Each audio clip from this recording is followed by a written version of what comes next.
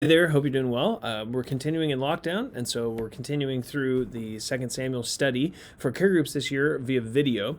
I also know that some of the care groups are doing Zoom and other things, and so as always, just want to encourage you, get on the website, download the notes, get the questions, go through this chapter. It's really a really interesting chapter for us, and super thankful to Joel who wrote out the commentary this week, and so take some time, read through those. It'd be very helpful to see those notes and sort of some of the way that it's structured around this chapter. Now, what we know is chapters 1 through 5, David becomes king. And it starts in Hebron, then Israel, he's now the king. And then in chapter 6, as the king, he brings the Ark of the Covenant into the city of Jerusalem. And that sort of ties together all of this history all the way through to David now sitting in Jerusalem with God, with the Ark of the Covenant there. And so David now sees himself as the king under the greater king, Yahweh, from the city of Jerusalem. And then God gives him the Davidic Covenant in chapter 7. Now that Davidic Covenant promises blessing, a great name, land, and seed, and all of those things that are to come to pass. And what we saw is how that sort of is a connection all the way back to the Abrahamic Covenant, and then that connection from the Abrahamic Covenant goes all the way back to Genesis chapter 3, verse 15. So we have Genesis 3,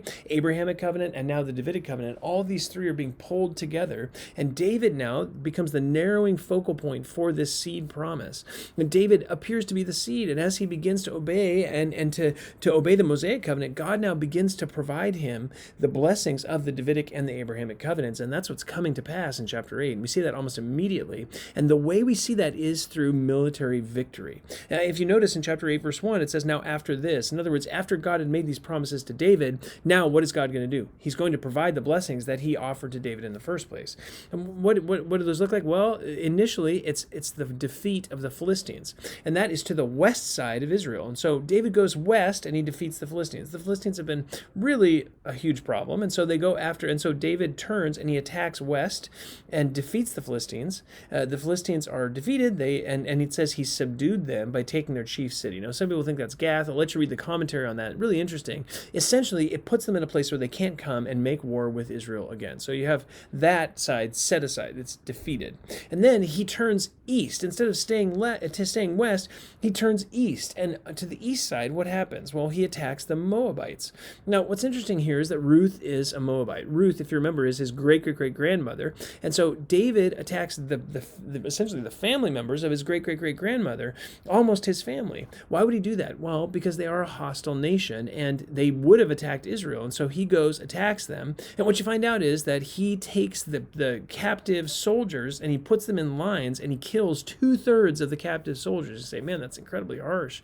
The answer is it's actually not. It's actually a mercy, probably inspired by the fact that it is in some capacity relations of his. He instead of totally destroying their standing army, he kills 2/3 of their standing army, which allows them to have soldiers in place and to remain there. And so now David has conquered west, David's conquered east. Where is he going to go? It's going to go north. And so now David goes and attacks north, starting in verse 3. And it says that he defeats Hadadezer, the son of Rahab, king of Zobah. Where is Zobah? Well, it's up about 60 miles northeast of Galilee.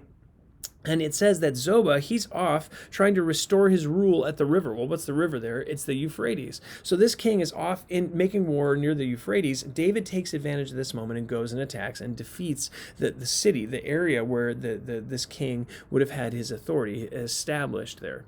And what does he do? Well, he captures 1,700 horsemen and 20,000 foot soldiers. He captures a huge number of people. Doesn't tell us what he does with them. Probably puts some of them to death, but doesn't tell us exactly what happens.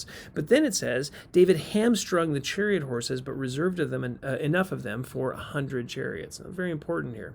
He reserves some of the chariot horses, the rest he hamstrings. What does it mean to hamstring a horse? Well, it means to sever a tendon in their leg that makes it impossible for them to pull a chariot, to be a war horse. Now, the horse could still be a horse that could be used for agriculture, but it couldn't be a war horse anymore. What's he doing? He's essentially destroying their standing army, their chariot. The chariot was the tank of the day, and he's essentially destroying that. By the way, if you read the commentary, really interesting stuff on chariots and ancient warfare. Fascinating. However, by hamstringing the horses, what he's doing is keeping them from being instruments of war. Now, you say, why doesn't he just take the horses back to Israel? They're trained chariot war horses. That would make sense. And the answer is he can't do that. Remember from Deuteronomy chapter 17 that the laws of the kings stated that he wasn't allowed to have a large standing army. He wasn't allowed to multiply horses to himself. And so David continues obeying the Mosaic Covenant. These are signs that he's doing that. And as God is blessing him with victories, he's remaining obedient to the Mosaic Covenant. He's not taking the spoils of war and bringing them to himself. We're going to see this even more later on in the chapter. And so David goes, captures, and takes care of this tribal group to the northeast, and that's helpful. However, there's more than that. Again, you find out in verse 6 that the Arameans of Damascus come to help Hadadezer. They seem to have had some kind of a mutually assured destruction type peace agreement. And these Arameans, now they come and they say, "Oh, we need to attack. We're going to try to help them from David's conquering." And David kills 22,000 of their soldiers. So now David beats the Arameans of Damascus. Now Damascus, you remember, is a very important town. We're going to hear a lot more of it later in the Old Testament about the Assyrians who come and they attack and destroy the northern kingdom of Israel after the kingdom is split later on.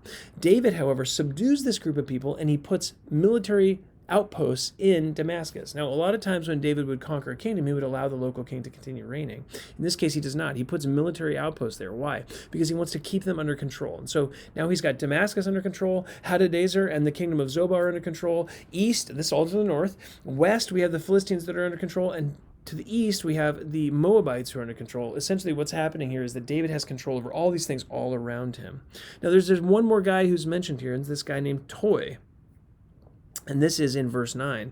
It says, Toi, king of Hamath, heard that David had defeated all the army of Hadadezer. He sends Joram, his son, to King David to greet him and bless him, because he had fought against Hadadezer and defeated him, for Hadadezer had been at war with Toi. So what do you find out? Well, you find out that this other kingdom, this other tribal kingdom, Hamath, this group is at war with Hadadezer. So Hadadezer appears to have imperialistic tendencies. He wants to attack in different directions. Toi's been making war with him, and now David beats Hadadezer. And what does Toi do? Well, he sends blessings and gifts to David. Why? Because the enemy of my enemy is my friend, right? And so now Toi essentially says, listen, if you beat him, we're buddies. Let's have a treaty. And David apparently receives this. He's willing to receive this blessing. There's a couple ways that we know this for sure. One is that he takes it from him. He takes the gold and the silver, and from his son Joram. And the other is even by the name Joram. And it's interesting. In 1 Chronicles chapter 18, verse 10, Joram's name here is not Joram, it's Hadoram, which means Hadad is exalted. Hadad was the god of Hamath, he's exalted. Instead of that, this young man now has the name Joram, which means Yahweh is exalted. So it appears that in some capacity, David or the Israelite nation now has influence over the kingdom of Hamath and over Toi and over his family, so much so that Joram seems to have taken on the name of Israel's God. And so you have this picture sort of not only is David conquering by army, but he's also conquering by bringing these people in some sense into or closer to the nation of Israel. And in that, now Yahweh is getting honor and glory.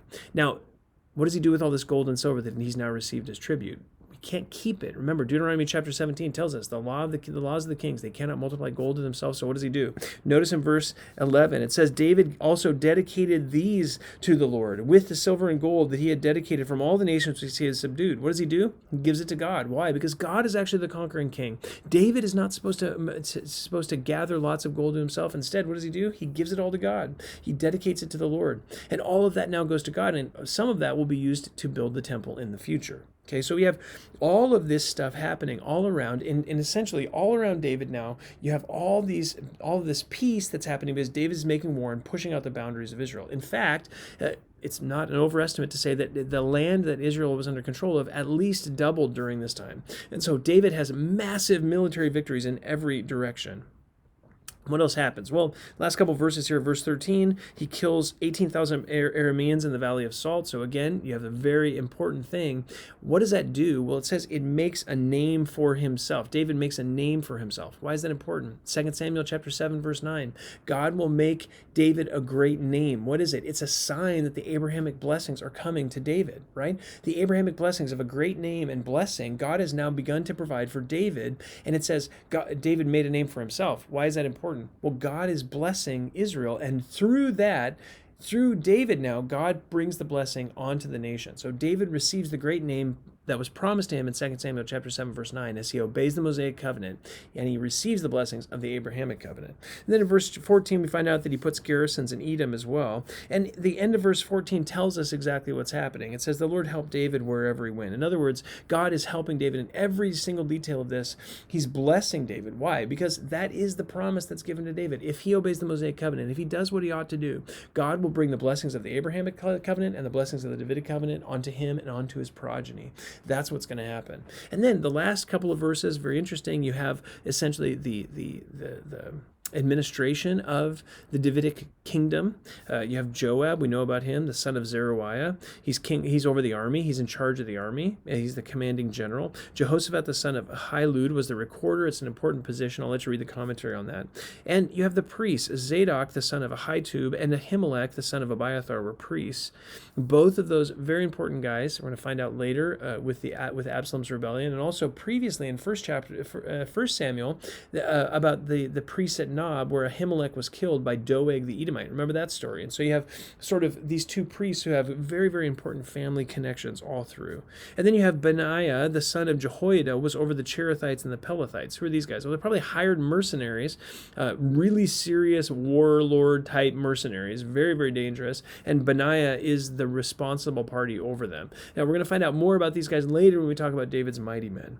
And all of this is just to say what? And the last thing is David's sons were chief ministers. What does all this say? It says, really, God is pouring blessing down on David.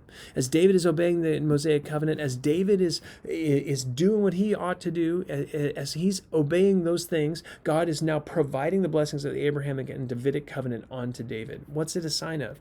Obedience brings blessing. Disobedience is going to bring cursing. We're going to find that out later in chapter 11 when David sort of severs any hope that he's the seed by doing some really raunchy and terrible things. But what's he showing now? What is the author showing us now? He's showing that God is faithful to his promises. Obedience will bring blessing. And all of this connects forward to Christ, doesn't it? Because Jesus came and fulfilled the Mosaic law in its completion. What does that mean for us? It means that because we are in Christ now, we have that righteousness granted to us, and therefore God can bless us. He blesses us and takes care of us in every detail of our lives. Now, all this flows together, and now what we're going to see now is that as David is doing this, David is receiving blessing. He will also be a functional means of giving blessing as well, starting in chapter 9. Well, I hope this is all interesting and helpful for you. Again, we want to encourage you, read the commentary, do the questions on your own, spend some time and do those things, and hopefully we'll be out from lockdown pretty soon and we'll be able to gather again in person. Thanks.